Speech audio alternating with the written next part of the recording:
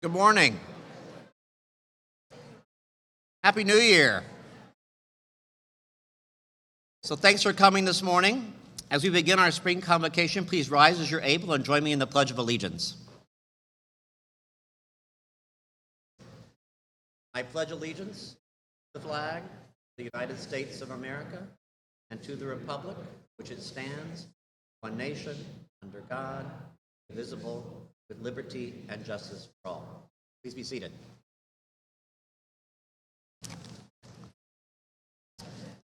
So we know how talented our students are.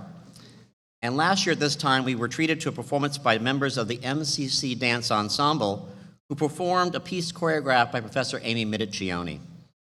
Today we will enjoy a performance of one of the musical numbers from the fall theatrical production of Company. Professor Anna Demers selected scenes from an updated version of the 50-year-old Stephen Sondheim classic in which the lead character Bobby is played by a woman. Please welcome to the stage MCC students Eric Brass, Michael Pecorella, and Thaddeus Salters to perform It Could Drive a Person Crazy from Sondheim's Company.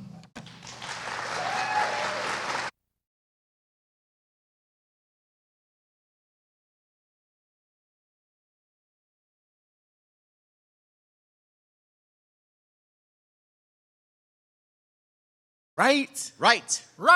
Ba-da-da-da, ba-da-da-da, ba-da-da-da-da-da. You can drive a person crazy, you can drive a person mad. Ba-da-da, first you make a person feel all hazy, so a person could be had. Ba-da-da, then you leave a person dangling sadly outside your door, which can only make a person gladly want you even more. I can understand a person if she said to go away. Ba-da-da, I can understand a person if she happened to be gay. You think? Do I know? Nah, but worse than that, a person that titillates a person then that leaves him flat is crazy. She's a troubled person. She's a truly crazy person herself. Dirty flirt, you feminist. I just don't understand. That time of the month, when a person's personality is personable, she shouldn't ought to sit on her butt.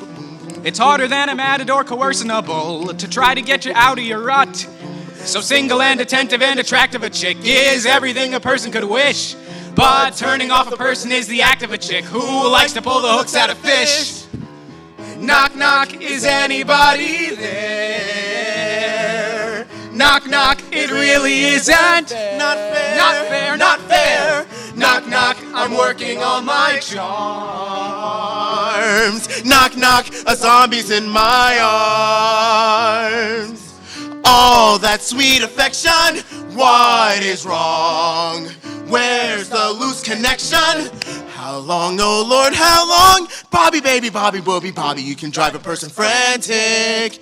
You can blow a person's cool. Like you get a person all romantic while you make them feel a fool. But when a person says you just don't get her, that's when you're good. You impersonate a person better than a zombie should. I can understand a person if she wasn't good in bed. She's good. Oh shit, I can understand a person if she actually was dead.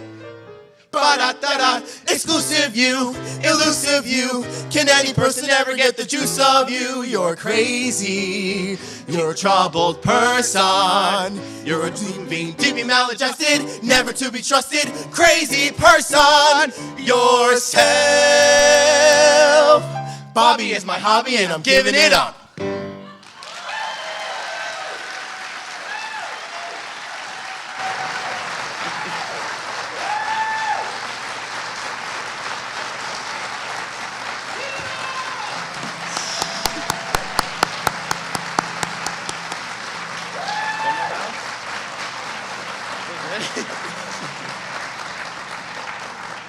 Thank you. That was wonderful. Please join me in another round of applause for Eric, Michael, Thaddeus, and Emily.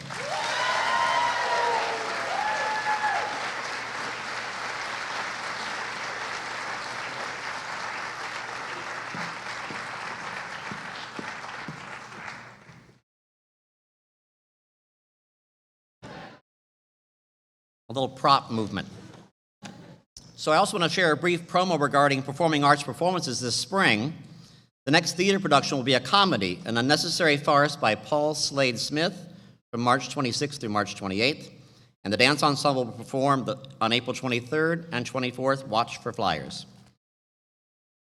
Before I begin my remarks this morning, I want to acknowledge that members of our Board of Trustees took time out of their busy schedules to be with us today. We have Vice Chair Mark Finkelstein and Trustees Bob Orris and Gary Taffet.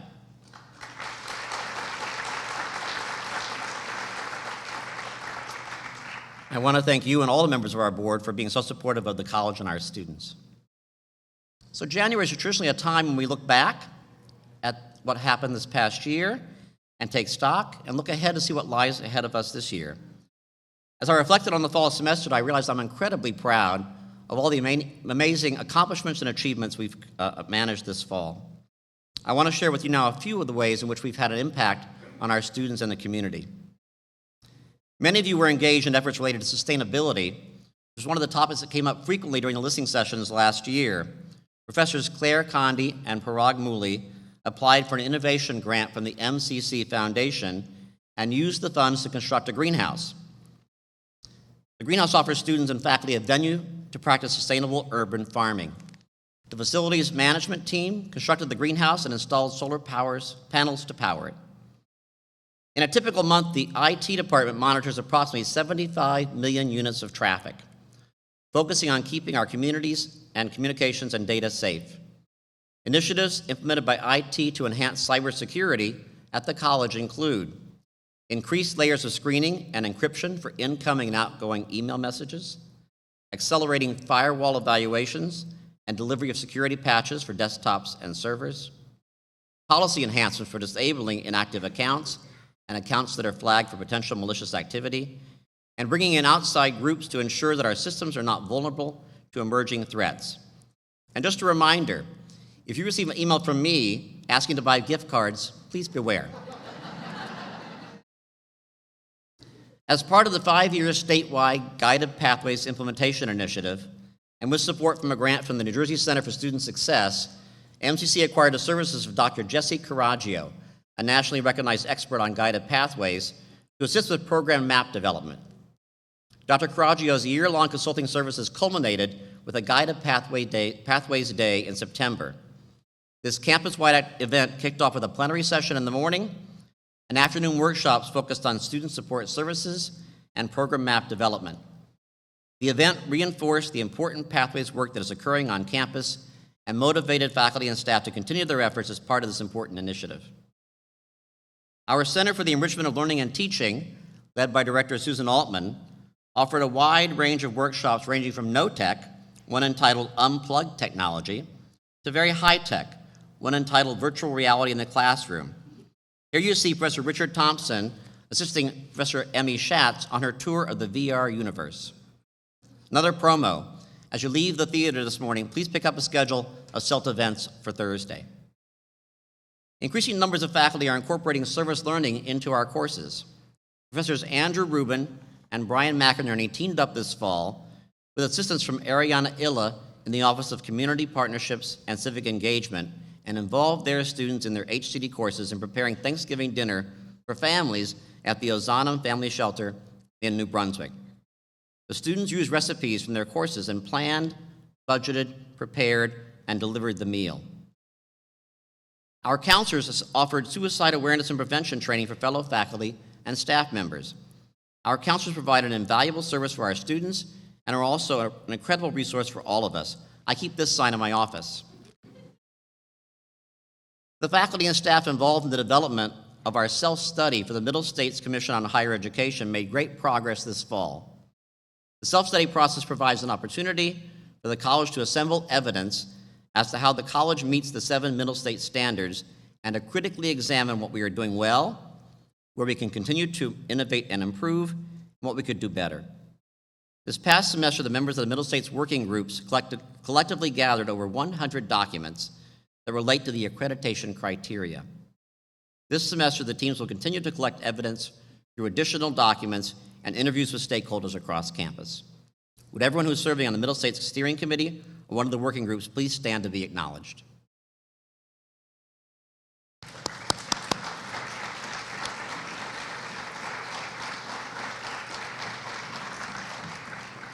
Thank you for your service. In the fall semester, Professor Ray DiDimo, in his role at that time as the acting associate chair of the English department, hosted a series of best practice workshops for adjunct faculty in English. The focus of the workshops was on the English 121-122 curricula, English Composition 1 and 2, and encouraging students to think beyond the page and make use of other modes of expression. The adjuncts brought their own ideas to the table and all learned about assignments to engage students, including having students create podcasts, video essays, and poster campaigns, and integrating collage, watercolor, and public speaking to advance their research work. Faculty and staff interested in providing our students with study abroad opportunities saw 2 years of research and planning come to fruition as we will be piloting a study away opportunity to Puerto Rico this summer. Students in one section each of Elementary Spanish 1 and English Composition 2 will spend a week studying in Puerto Rico as part of their summer courses. The Department of History and Social Sciences celebrated Constitution Day with a Constitution quiz. Around 100 students joined Professors Ben Marshall and Pat Payne, as well as Department Chair Tim Hack and others. Here's one of the questions. You know the answer? I did not. It may surprise you. Here's a hint. The non-signer was out of the country at the time of the Constitutional Convention. Now you have some homework. Students and faculty from the Department of Visual Performing and Media Arts appeared in one of the new television spots as part of the Middlesex County promotional campaign. Let's watch the clip.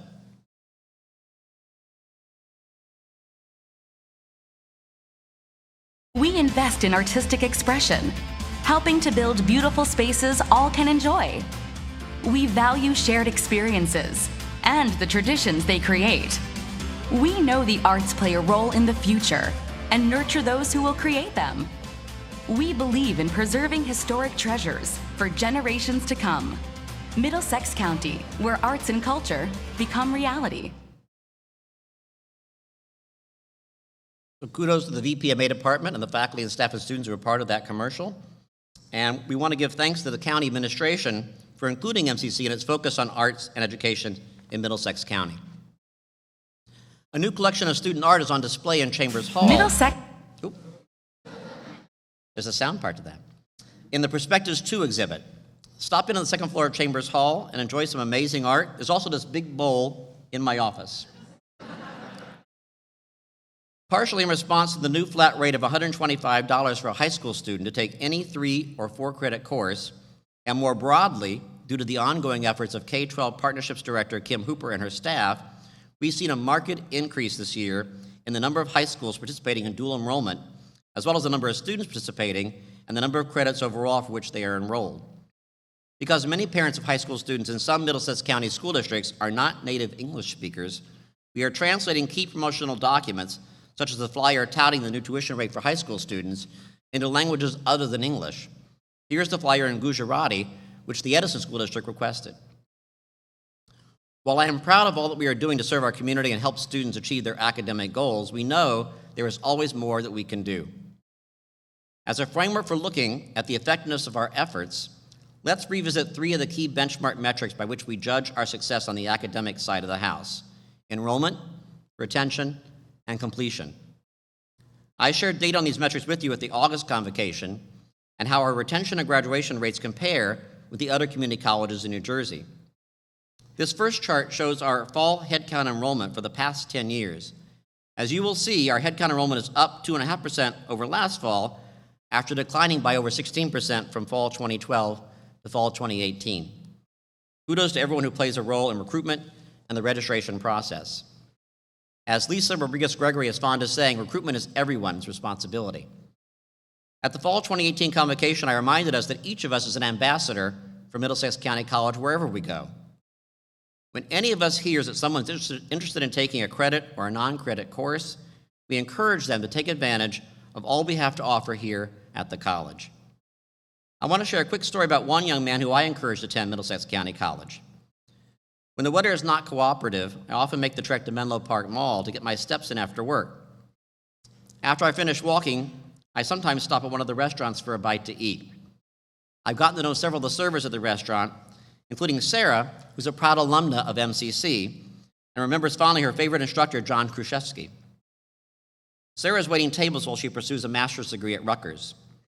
One evening a little over a year ago, while I was talking with Sarah, a couple at a nearby table overheard us. Before they left the restaurant, Elvin asked me if I worked at MCC. Elvin's story is a familiar one. He attended college right out of high school, but at some point dropped out. 12 years later, he was trying to figure out how to have the career he wanted. I recommended he come and talk to one of our advisors to see if we could get him back on track to earn an associate degree. To my surprise, I saw Elvin this fall at the PTK induction ceremony. Elvin will graduate in May with a degree in liberal arts communication, and many of our students come because we invite them and because we care. Back to the data. The next chart shows our fall-to-fall retention rate. Note that our retention rate is holding steady at around 70%. We do not yet have comparative data from the other community colleges in New Jersey. I plan to share that data with you next August. This third chart shows our graduation rate, which continues to trend in the right direction. The combined graduation rate of 23% and the transfer out rate of 17% creates a so-called success rate, which is now at an all-time high for MCC at 40%. Just a reminder, though, that the data on graduation does not fully reflect all that we are doing.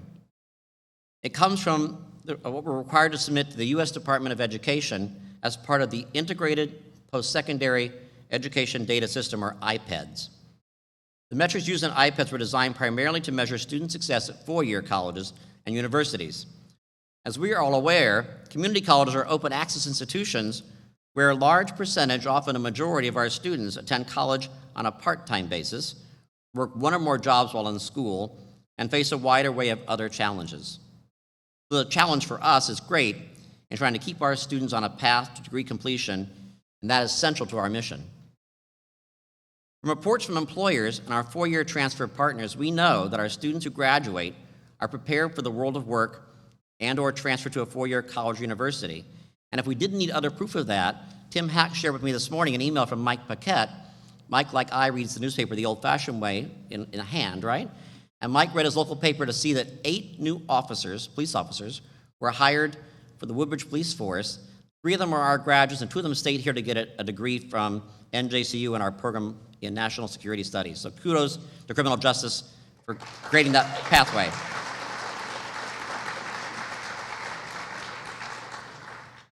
If you attended commencement last May, you heard that one of our 2019 graduates, Alexandria Wansky, was accepted and transferred at both Yale University and Princeton University, and she chose Princeton.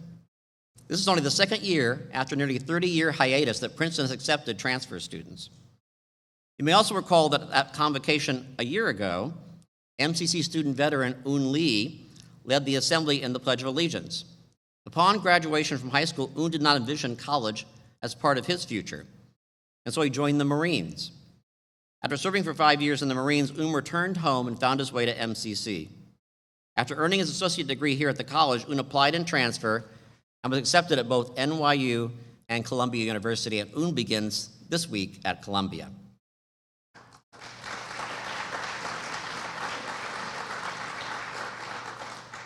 We are proud of all of our graduates, but we know that for every Alexandria and there are other students who do not cross the finish line at commencement for a variety of reasons, both academic and non-academic. I believe there are many factors that contribute to the steady increase in our retention and graduation rates. I want to share a few of those recent initiatives focused on helping students academically. Curriculum revision is making a difference. We know that students who start in one or more developmental courses face steeper odds of completing a degree. Through curricular revision by the faculty in the departments of English and Mathematics, more students are placing directly into college-level English and Mathematics courses with co-requisite support. In addition, the acceleration of the English as a second language curriculum has led to a nearly doubling of the graduation rate of students who place into ESL over the last 3 years. Adoption of open educational resources, or OER, there's much activity around that on campus this year. Beginning here in the PAC at 10:30, there will be an Academic Affairs OER showcase in which faculty from English, Mathematics, and the Sciences will share their experiences using OER, and the library and e-learning staff will talk about how they can support instructors who are interested in deploying OER materials in their courses. Our student success coaches, in addition to reaching out to students identified by faculty as being at risk, or as I prefer, at promise, this past semester, also reached out to over 1,000 allied health pre-professional students to provide additional information regarding the college's allied health program and directed them to appropriate college departments for assistance when needed. In addition to continuing a wide range of efforts to support the success of all of our students, I believe we should also take a hard look at our completion data to determine where there are achievement gaps by demographic group. As you can see here, there are gaps by gender and race that we need to try to address. Several efforts to address achievement gaps are already underway. Funded by an MCC Foundation Innovation Grant, Professors Elizabeth Shaheen, Caitlin Durian-Toth, Ray Demo, and Learning Center Coordinator Joseph Pascal trained students who had successfully completed ESL and English Comp 1 to tutor ESL completers who were in English 121 at Perth Amboy in the fall. The idea for this pilot initiative is that peer tutors who had successfully transitioned from ESL to English 121 would understand the writing issues that such students face and be in a strong position to help them and supplement tutoring services. Anecdotal evidence is strong that the intervention made a difference. Elizabeth, Caitlin, Ray, and Joseph plan to evaluate the data this semester. We owe it to all of our students to ensure that we are doing everything we can to help them succeed and complete. I encourage academic departments to expand a part of our degree mapping work with guided pathways, to integrate assessment and cohort data into our analysis, allowing us to further clarify and focus on where our students may encounter barriers on their path to completion. Megan Alai and her team in Institutional Research and Assessment are happy to assist with the data. Now let's broaden the conversation from academic success to talk about a variety of non-academic needs that many of our students also face. We are increasingly aware that many college students, including many right here at Middlesex County College, struggle to have their basic needs met. Housing, food, clothing, healthcare, just to name a few. Before I share some statistics about the basic needs insecurity among college students, I want to provide you with some definitions of key terms. Take a look at these slides.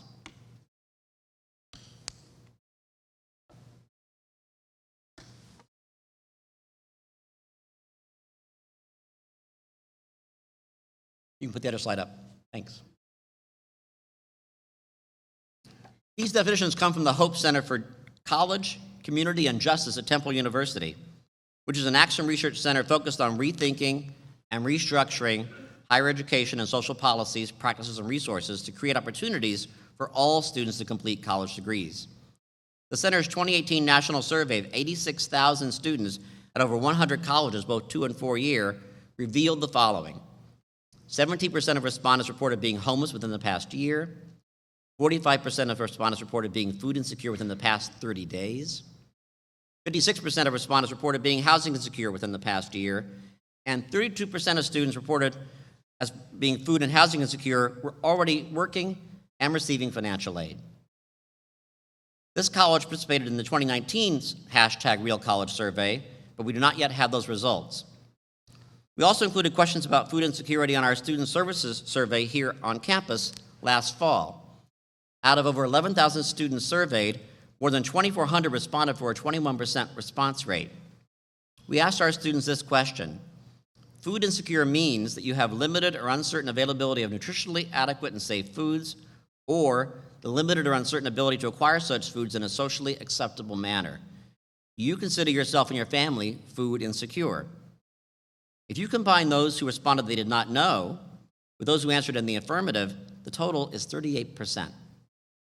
When asked about our MCC Cares food pantry, nearly 10% of respondents reported having used the pantry, while another 39% said they didn't even know it existed. Hope Center Director Sarah Goldrick-Rabb and the other authors of the 2018 #RealCollege survey report offer the following 3 recommendations for colleges focused on addressing basic needs and security of our students.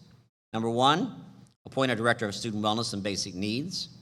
Number 2, engage community organizations and the private sector in proactive rather than reactive support. And 3, develop and expand an emergency aid program. I am proud to report that we are on the way to implementing all 3 recommendations here at Middlesex County College. As a community, we must be committed to trying to address basic needs of our students. A number of initiatives are already either already in place or getting underway at this time. After a search process, I'm happy to announce that the Board of Trustees, at its regular meeting yesterday, appointed Amanda Lyons as the Basic Needs Coordinator. Please join me in congratulating Amanda.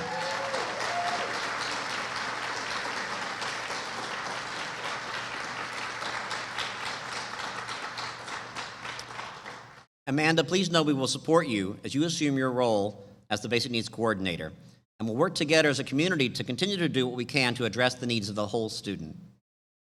Longtime MCC benefactors Paige and Nikki Lamadou contributed $29,000 to the MCC Foundation to begin an emergency fund for students, $12,000 for the current fiscal year, another $17,000 for next year. Students may request assistance up to a maximum of $500 per year. Last spring, Governor Phil Murphy signed into law the Hunger-Free Campus Act. Grant funds are available to public colleges in New Jersey that meet certain criteria, beginning with the establishment of a Hunger-Free Campus Task Force. Many thanks to Mary Tutalo and the other members of our task force who are focusing on the basic needs of students, including the need for clothing. The task force is piloting an MCC free fashion closet that will serve as a resource for students in need of clothing through donations from faculty, staff, and students, both business attire as well as everyday clothing. Support for our MCC Cares Food Pantry is strong and growing. Not only do current and retired MCC employees contribute their time to staff the pantry, we also receive generous donations of food from members of our campus community, as well as a number of community organizations. For example, this fall, the Edison chapter of the service organization Hindu Swayamsevak Sangh USA collected and donated over 2,500 pounds of food.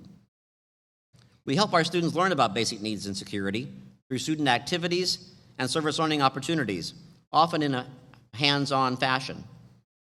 One example this past semester was participation in gleaning by students in Democracy House, which partnered with Farmers Against Hunger to glean apples at Eastmont Orchards for their 2019 Make a Difference Day of Service. Gleaning involves gathering leftover produce that would otherwise go to waste after the main crop has been harvested. With the support of volunteers, Farmers Against Hunger collects fresh produce and distributes it to local hunger relief organizations. MCC student volunteers that day gleaned 800 pounds of apples to donate to this effort. Let's continue to show our commitment to helping all of our students succeed by supporting these and other initiatives to address barriers to student success. And now, before I introduce the full-time employees who were hired since the fall convocation, I want to acknowledge the incredible effort that goes into recruiting, interviewing and vetting, and onboarding our new employees. Many thanks to the staff in the Department of Human Resources, led by Executive Director Joe Morgan, and to everyone who served on a search committee last year. Would everyone who served on a search committee in 2019 please stand and be recognized?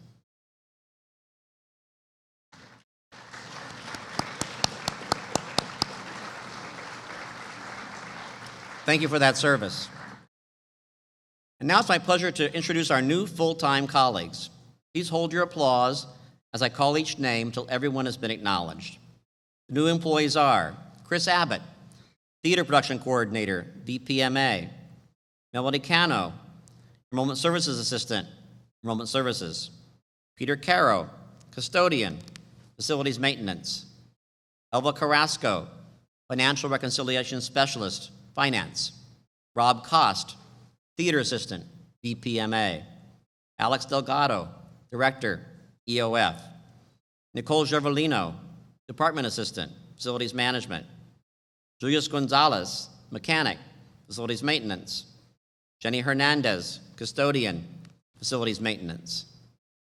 Jennifer Kaminsky, Department Assistant, Counseling. Matt Kleeman, ESA, Enrollment Services. Craig Matthews, Aquatic Manager, PE Center. Joe Monty, Carpenter, Facilities Maintenance. Rob Munoz, Department Assistant, Business and Computer Science. Zach Rebnicki, Assistant Director, Buildings and Systems, Facilities Management.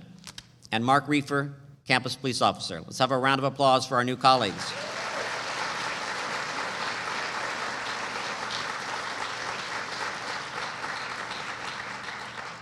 In addition, we have several employees who have assumed new roles at the college since last August.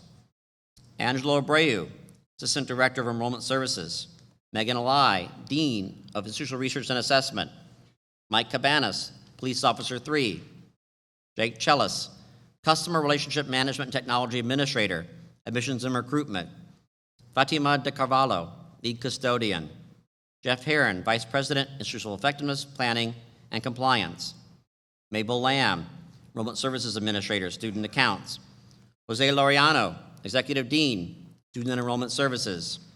Sean Lockwood, Groundsperson 2. Amanda Lyons, Basic Needs Coordinator. Jean-Pierre Marcenat, Police Officer 1. Brenda Rodriguez, Enrollment Services Administrator, Admissions, and Corey Smith, Police Sergeant 1. Please give a round of applause for our colleagues.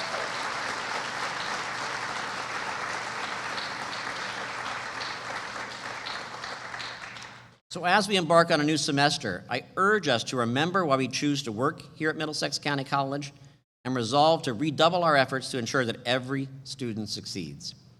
This concludes the State of the College presentation. I have 3 announcements to get you out the door. Number 1, we just cut hot off the presses our new annual report for 2018-2019. It's on the college website. Go to About, then Media, then MCC Publications. It's a great read, great accomplishments from last year.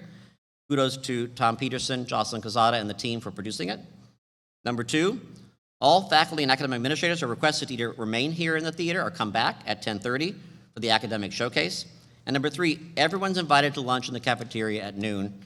Have a great semester.